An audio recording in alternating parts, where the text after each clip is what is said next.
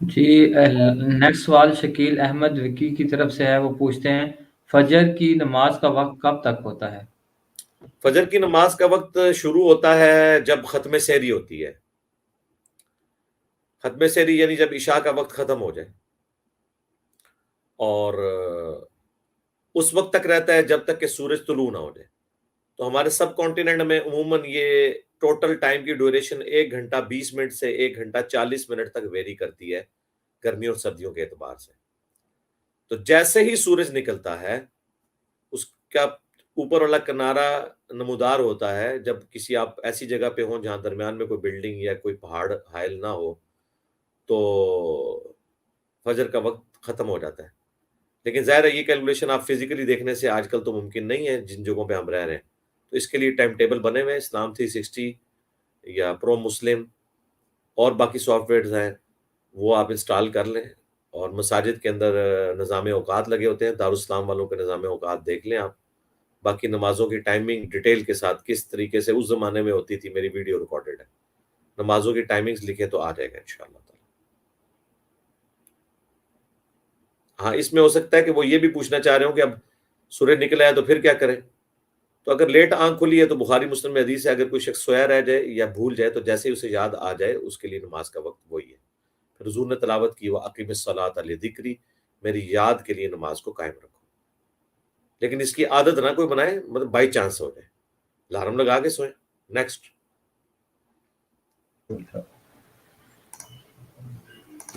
Next question ہماری بہن ماہم صابر کی طرف سے ہے.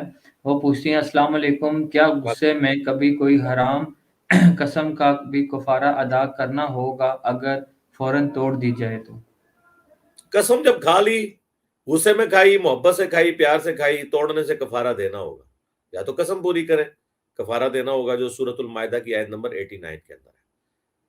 البتہ جس طرح عرب کے لوگ ہیں نا جن کے عام فی البدی بولنے میں قسم ہے، واللہ باللہ تاللہ، اللہ کی قسم ایسے ہے، اللہ کی قسم ایسے ہے، تو اس کے بارے میں کوئی مواخذہ نہیں ہوگا. لیکن جب ایک بندہ کسی خاص انسیڈنٹ کے اوپر قسم کھا رہا ہے، اور یہ بھی یاد رکھیں قسم کا تعلق مستقبل سے. اگر آپ نے کسی ماضی کے واقعے کے بارے میں قسم کھائی ہے نا تو وہ قسم نہیں ہوتی.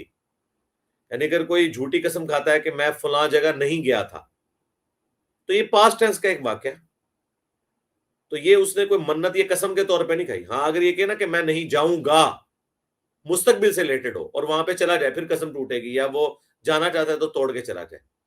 پاسٹ ٹینس کے اوپر جو جھوٹی قسمیں کھائی جاتی ہیں کاروبار میں، یا میری تو خریدی گئی یہ قسم، تو یہ تو حرام کام ہے. ویسے ہی اس پہ گناہ ہوگا، توبہ لازم ہوگی، لیکن کفارہ نہیں ہوگا. کفارہ ہوگا مستقبل میں کسی کام کے لیے منت یا نظر یا قسم کھا لینا. نیکسٹ.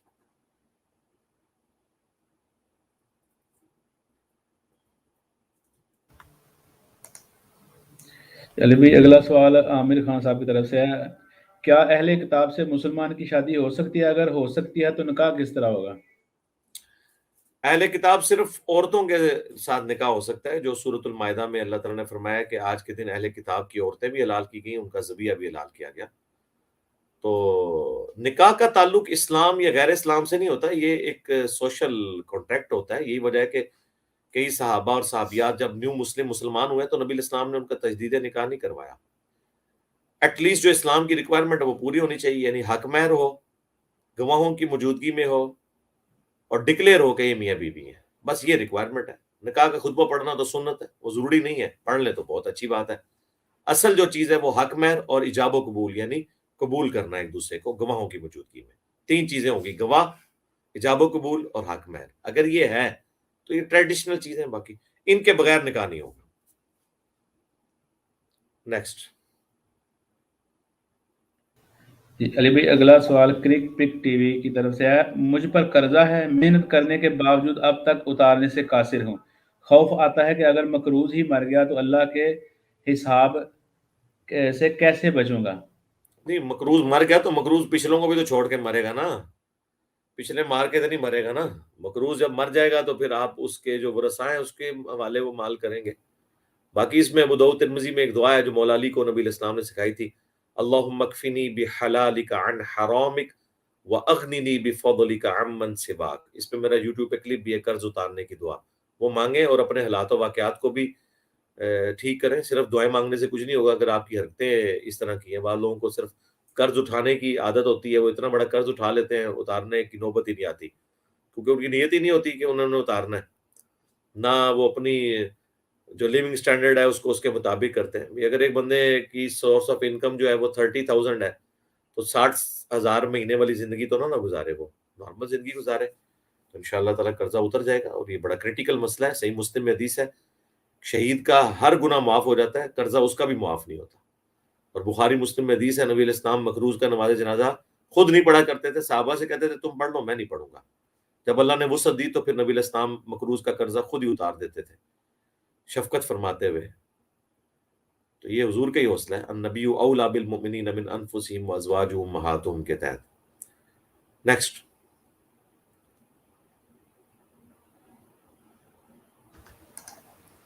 جی علی بھائی, نیکسٹ کوشچن قرآن و حدیث والے بھائی کی طرف سے ہے. علی بھائی, اگر کسی کا حق مارا ہو اور اس بندے سے ذلیل ہونے کا خطرہ ہو تو کیا کیا جائے؟ اب یہ جنرل سوال ہے نا میرے بھائی, کس قسم کا حق مارا ہوا ہے؟ پیسے اس کے کھا لیے, کیا کیا ہے, ذلیل ہونے کا خطرہ ہے, کیا مسئلہ ہے, ذلیل ہونے سے کیا مراد ہے؟ آپ اس کا اکاؤنٹ نمبر پتہ کر لیں, اس میں بینک میں پیسے ٹرانسفر کر دیں, اگر اس کے پیسے اتارنے, ہزاروں طریقے ہیں. اس کا حق تو بہرحال آپ کو دینا ہی ہوگا. اگر آپ کو یہ خطرہ ہے کہ میں اس کو بتا دیا تو یہ ہوگا, میرا خیال ہے اگر آپ بیچ میں بڑوں کو انوالو کر لیں اور کوئی نہ کوئی راستہ نکالیں تو نکل آئے گا. اس کے باوجود کوئی ہے تو اور 100 طریقے ہوں گے اس معاملے کو ٹیکل کرنے کے. اکاؤنٹ نمبر لے لیں, اس میں پیسے جمع کروا دیں, ٹھیک ہے نا جی, اور ایک گمنام خط اس کے گھر پھر بھیج دیں کہ جی اس طرح جو ہے نا وہ میرا آپ کا لینا دینا تھا. بتانے کی ضرورت ہی نہیں ہے کہ میں کون ہوں کون نہیں ہوں, ٹھیک ہے, اور اس پہ لکھ دیں کہ میں اپنا نام ظاہر نہیں کرنا چاہتا. تو اس طریقے سے معاملے کو ٹیکل کر لیں.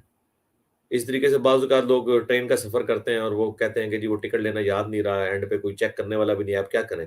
تو اسٹیشن پہ اتر کے اتنی مالیت کا ایک اور ٹکٹ لے کے پھاڑ کے پھینک دیں, تو وہ گورنمنٹ کے خزانے میں اتنے پیسے چلے جائیں گے. یعنی آپ ٹکٹ خریدیں گے, پیسے پہنچ جائیں گے, اور پھر آپ اس کو یوز نہیں کریں گے کیونکہ سیٹ تو نہیں بک کرائی نہیں نا, ٹکٹ تو بغیر بکنگ کے یہاں پہ ملتے ہیں, تو پیسے بھی گورنمنٹ کے خزانے میں پہنچ جائیں گے. اس طریقے سے 100 طریقے ہیں. اب یہ جنرل سوال ہے اس لیے میں نے اس کے ساتھ شیکیں بتا دی. نیکسٹ.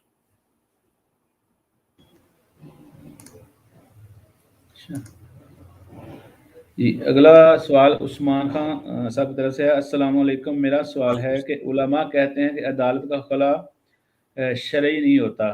مرد اگر خلا نہ دے تو عدالت میں پیش نہ ہو اور جج عورت کے حق میں فیصلہ دے تو کیا یہ خلا شرعی ہوگا؟ دیکھیں نا, مرد نہ پیش ہونا ہی مرد کی بغیرتی ہے اصل میں. یہ حنفیوں کے مولوی اس قسم کی پٹیاں پڑھاتے ہیں نا بھئی, عدالتیں ظاہر نظام کو لے کے چلیں گے نا, مولویوں نے تو نہیں یہ معاملات کو لے کے چلنا, یہ قانونی چیزیں. ہاں اگر کسی کو سمن ملے ہی نہیں ہے, ایسا ہوتا نہیں ہے ویسے, اللہ یہ کہ بہت زیادہ کوئی اس طریقے سے, میرا خیال ہے اگر عورت اس لیول پہ اتری ہوئی ہے کہ وہ وکیلوں کو بھی اور ججوں کو خرید کے آپ سے جان چھڑانا چاہ رہی ہے تو جان چھوڑ دیں اس کی. اس سے بڑی اور کیا وجہ ہوگی کہ وہ آپ کے ساتھ رہے نہ رہے. زبردستی وہ آزاد عورت ہے, اس کا یہ رائٹ ہے, غلام تو نہیں ہے آپ کی وہ. یہ تو نہیں ہو سکتا کہ زبردستی اسے روک لیں. اگر ایک عورت آپ کے ساتھ نہیں رہنا چاہتی ہے تو ٹھیک ہے, بے شک عدالت نے کھلا دے دی ہے, ٹھیک ہے, تنسیخ نکاح ہو گیا, وہ نہیں رہنا چاہتی ہے آپ کے ساتھ. عدالت تو سمن بھیجتی ہے اور پھر وہ کیا کرتے ہیں لوگ, جان بوجھ کے ریسیو نہیں کرتے یا جاتے نہیں ہیں تاکہ یہ امپریشن دیں کہ جی ہمیں تو ملے ہی نہیں تھے, لہذا ہمیں پتہ نہیں چلا, لہذا یہ. تو اسی لیے وہ نمبر آف اٹریشنز پرفارم کرتے ہیں. پورا جب انشور کر لیتے ہیں نا کہ یہ بندہ جان بوجھ کے نہیں آ رہا, پھر وہ تنسیخ نکاح کرتے ہیں. تو اس کے بعد تو ظاہر عورتوں کو چارہ نہیں ہے نا, لٹکا کے تو نہیں رکھنا نا, تو پھر عدالتیں ٹھیک ہی فیصلہ کرتی ہیں. کوئی اکا دکا اس طرح کا کیس ہو سکتا ہے کہ کسی بیچارے کو سمن نہیں ملے اور یہ پیچھے سے ہو گیا, تو دن بٹ کیا, اس کو اگر بعد میں پتا چل گیا تو ٹھیک ہے, اس عورت کو آزاد کر دے. اس کے لیے اتنا ہی کافی ہے کہ اس عورت نے اس کے ساتھ نہیں رہنا. زبردستی تو نہیں کوئی اپنی بیوی ساتھ رکھ سکتا. ہاں ترمذی میں ایک حدیث ہے کہ جس عورت نے بغیر وجہ کے طلاق لی وہ جنت کی خوشبو بھی نہیں پائے گی, لیکن دنیا میں طلاق اسٹیبلش ہو جائے گی. یہ آخرت کا معاملہ ہے, دنیا میں اس کا رائٹ ہے کہ وہ آپ کے ساتھ رہے یا نہ رہے. نیکسٹ.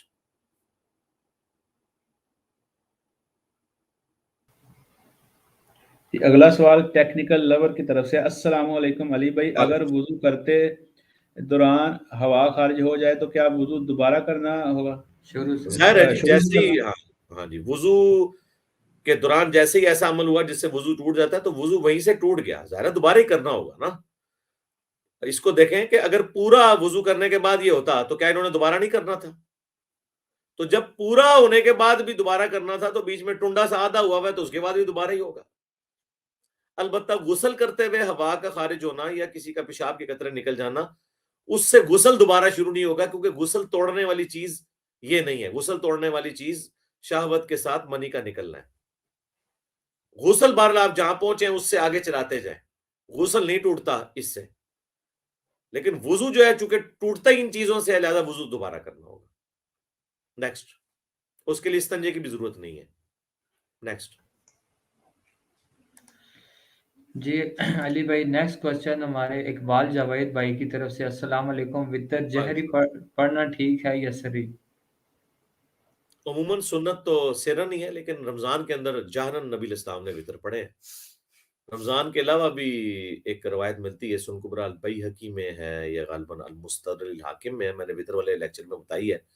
جس رات حضرت ابو بکر کو دفن کیا گیا تھا تو حضرت عمر نے کہا کہ میں نے آج میرے وطر رہ گئے ہیں. تو ظاہر غم کی کیفیت میں تھے صاحب جو ساتھ گئے تھے. تو حضرت عمر نے کہا کہ میں جماعت کراتا ہوں، چلو کٹھے وطر پڑھتے ہیں جماعت کے ساتھ. تو انہوں نے جماعت کروائی تھی ادر دین رمضان کے بھی. تو رمضان میں چونکہ جہرن پڑھا جاتا ہے اس لیے جہرن پڑھنا بھی درست ہے. عمومی سنت سرن ہے، جس طرح نماز جنازہ ہے عمومی سنت آہستہ آواز میں ہے، لیکن جہرن پڑھنا بھی ثابت ہے.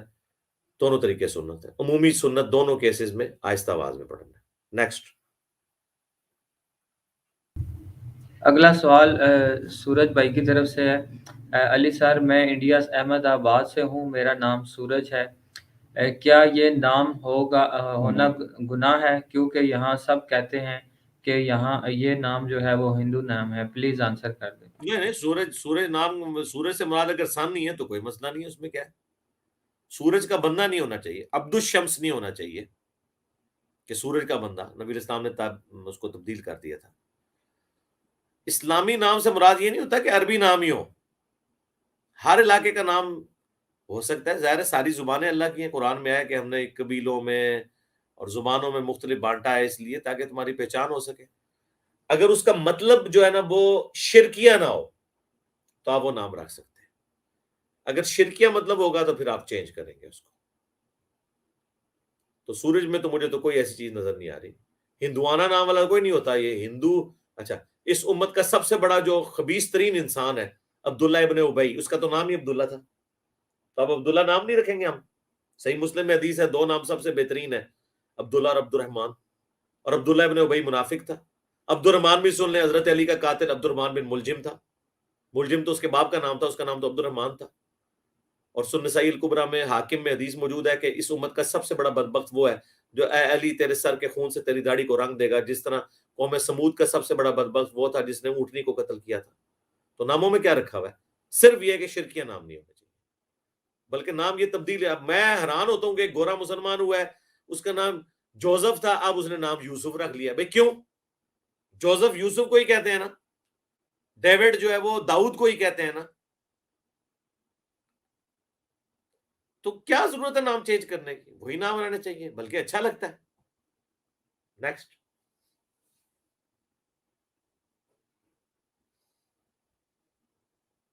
جی علی بھائی، اگلا سوال نبیل صاحب کی طرف سے ہے. مسجد میں اونچی آواز سے سلام کرنا کیسا ہے؟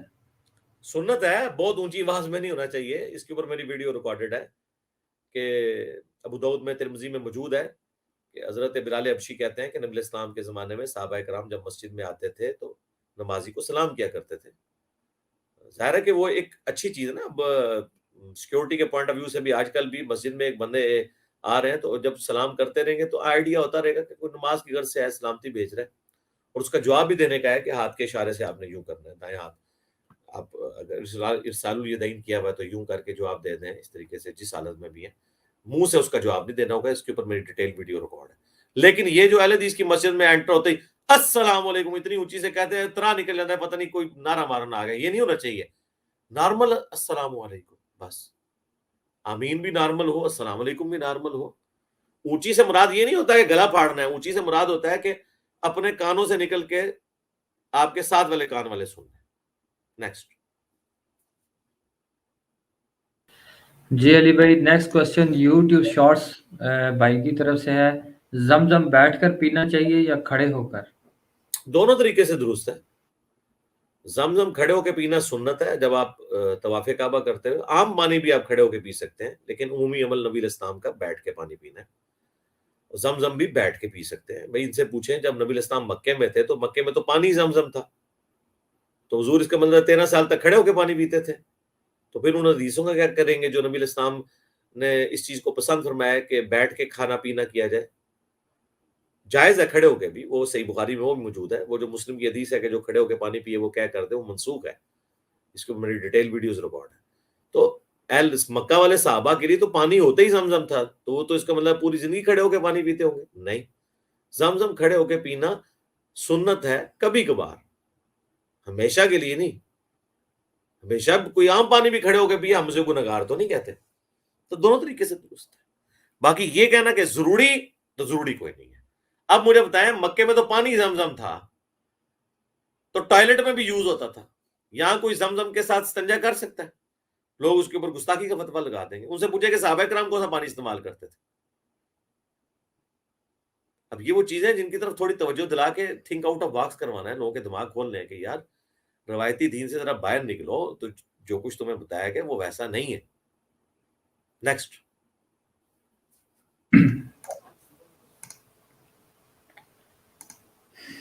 علی بھائی اگلا سوال محمد عثمان کی طرف سے ہے، فرض نماز کی جگہ بدل کر سنتیں پڑھنا بتا دیں، اور عورتوں کے لیے کیا حکم ہے اس پر؟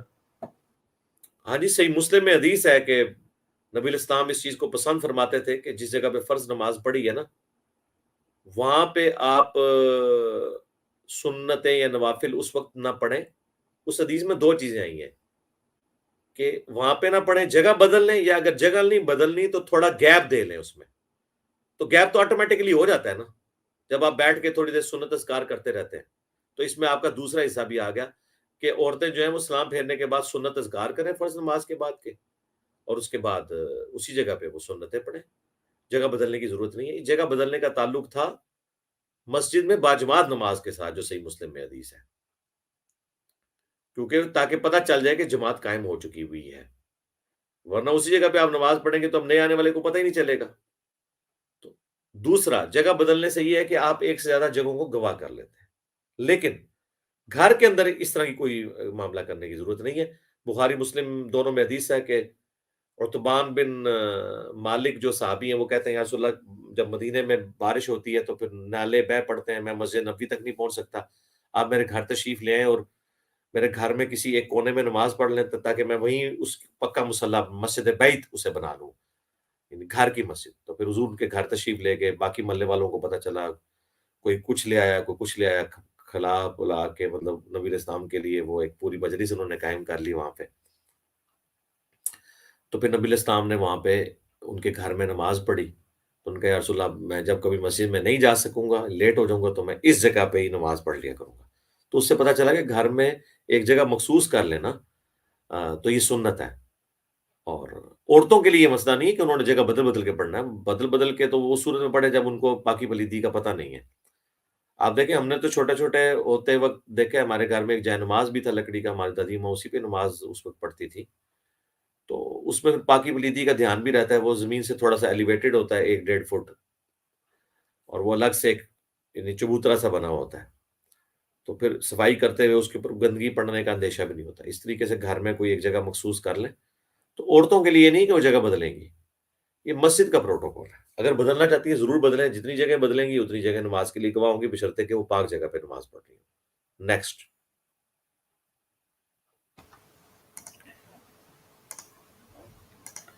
جی نیکسٹ کوشچن منہاس شاہ صاحب کی طرف سے ہے، وہ پوچھتے ہیں جلدی شادی کرنے کا کوئی وظیفہ بتا دیں پلیز. جلدی شادی کرنے کا کوئی وظیفے سے تو نہیں ہوگا، پتہ نہیں اب آپ کے حالات و واقعات کیسے ہیں.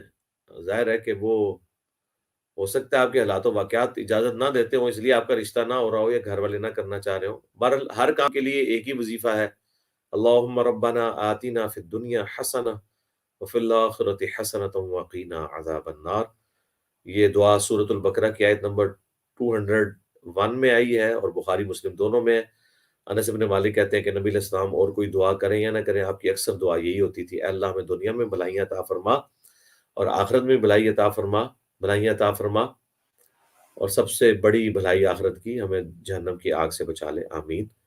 تو اس کے اندر دنیا کی ہر بھلائی اس میں آ گئی ہے، چاہے وہ اچھی بیوی ہے، صحیح مسلم میں حدیث ہے نا کہ دنیا برتنے کی جگہ سب سے بہترین سرمایہ جو دنیا کا وہ نیک بیوی ہے، تو دنیا حسنہ میں یہ بھی داخل ہے، اور اس کا وائس ورثہ بیوی کے لیے خاوند ہے۔ تو یہی ایک دعا ہے۔ باقی وظائف جو ہے میں نے 3 بتائے ہیں نا، مصیبت پریشانی ہر اعتبار سے، حسبنا اللہ و نعم الوکیل، اور یا حی یا قیوم برحمتک استغیث۔ الف سے پڑھیں گے تو وہ سنگولر کا سیگا، یہ بھی درست ہے، نون سے پڑھیں گے نستغیث تو وہ جمع کا سیگا ہے، اور تیسرا لا الہ الا انت سبحانک انی کنت من الظالمین۔ چلتے پھرتے یہ پڑھتے رہے وظائف، وضو کے بغیر بھی پڑھ سکتے ہیں، اور اس کے ترجمے کی طرف توجہ ہو، درود شریف کے ساتھ دعا مانگے، اللہ تعالیٰ آسانی فرمائے گا۔ نیکسٹ۔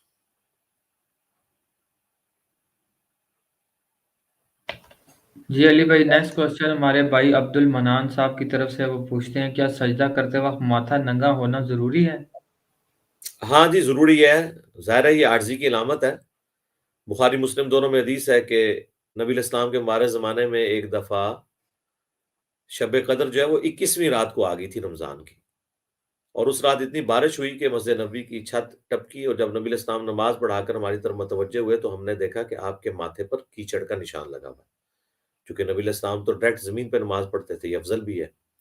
اسی کا ایکویلنٹ شیعہ نے وہ ٹکیا نکال لیا، میں ٹکیا کو درست نہیں سمجھتا، اس کی بجائے کچی زمین پہ نماز پڑھی جائے، یا کم از کم سجدہ جو ہے وہ ماربل کے اوپر یا کچی زمین کے اوپر کیا جائے جو زمین کی جنس سے ہو۔